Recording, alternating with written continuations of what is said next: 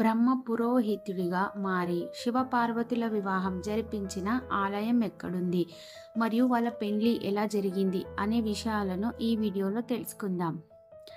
ఈ వీడియో మీకు నచ్చినట్లయితే లైక్ అండ్ షేర్ కూడా చేయండి. అలాగే ఓం నమ శివాయని కామెంట్ కూడా చేయండి. త్రియోగి నారాయణ ఆలయంలో ఆది దంపతులు పార్వతి పరమేశ్వరుల వివాహం జరిగిందని స్థల పురాణాలు చెబుతున్నాయి. ఈ ఆలయం ఉత్తరాఖండ్లోని రుద్రప్రయాగ్లో ఉంది. శివ పార్వతులను ఆది దంపతులు అని కూడా అంటారు. అటువంటి ఈ దంపతుల వివాహం ఎక్కడ జరిగిందో అనే విషయాలను తెలుసుకుందాం.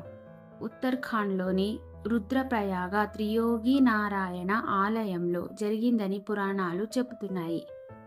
పురాణాల ప్రకారం తారకసూరుడు అనే రాక్షసుడు తపస్సు చేసి బ్రహ్మ దగ్గరి నుంచి శివపుత్రుడు తప్ప మరెవరి చేతిలోని మరణం సంభవించకూడదని వరం పొందుతాడు.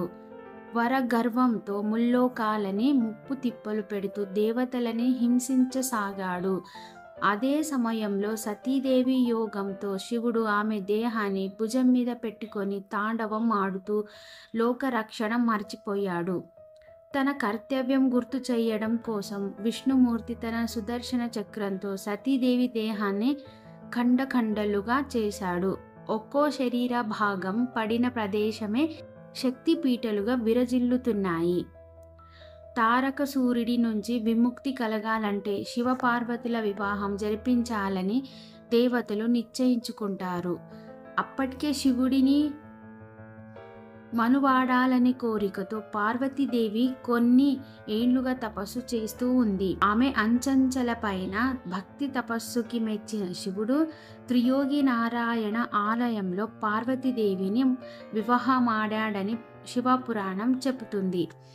ఈ ఆలయంలో పవిత్రమైన హోమం ఏర్పాటు చేసి పెళ్లి జరిపించారు. స్వయంగా బ్రహ్మ విష్ణు ఈ వివాహం జరిపించారని చెబుతారు. శివపార్వతుల వివాహం రోజు వెలిగించిన అఖండ హోమం ఇప్పటికీ వెలుగుతూనే ఉండడం ఇక్కడి విశేషం.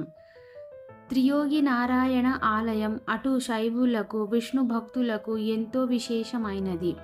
త్రియోగి నారాయణ అంటే మూడు యోగి యుగాలు నారాయణ విష్ణుమూర్తిని సూచిస్తుంది. శివపార్వతుల వివాహంలో విష్ణుమూర్తి కీలక పాత్ర పోషించారు.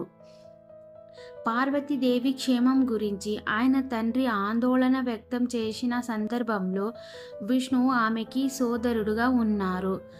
వధువు సోదరుడు చేయాల్సిన పనులన్నీ విష్ణుమూర్తి చేశాడు.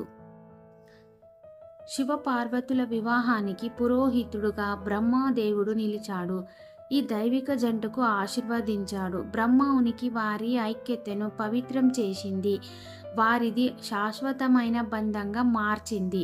వివాహం జరిపించడానికి ముందు ఆలయం లోపల ఉన్న బ్రహ్మకుండ్లో స్నానం ఆచరించాడు. అందుకే ఆ ప్రదేశానికి బ్రహ్మకుండ్ అనే పేరు వచ్చింది. త్రియోగి నారాయణ ఆలయంలో 3 కుండాలు ఉంటాయి. రుద్రకుండ్, విష్ణుకుండ్, బ్రహ్మకుండ్ ఉంటాయి. ఇవి అత్యంత పవిత్రమైన తీర్థ స్థలాలు. త్రియోగి నారాయణ ఆలయంలో వివాహం చేసుకోవాలని అనుకునే వాళ్ళు వేడుకలకు ముందు తప్పనిసరిగా వీటిలో స్నానం చేయాలని స్థానికులు చెప్తారు. ఆలయానికి సమీపంలో బ్రహ్మశిల అనే ఒక ప్రత్యేకమైన రాయి ఉంది.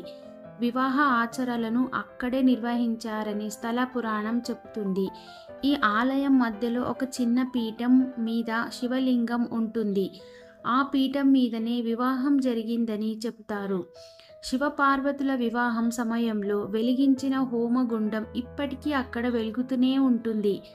3 యుగాలుగా ఈ హోమం ఆరిపోకుండా అక్కడ ఉన్న వాళ్ళు కర్రలు, నెయ్యి వంటి వస్తువులు వేస్తూ అగ్నిజ్వాల రగులుతూనే ఉండేలా చూసుకుంటారు. ఈ ఆలయ పరిసర ప్రాంతాలు ఆహ్లాదకరంగా ఉంటాయి. చుట్టూ మంచు కొండలు కనిపిస్తాయి. త్రియోగి నారాయణ ఆలయం కేదార్నాథ్ ఆలయాన్ని పోలి ఉంటుంది.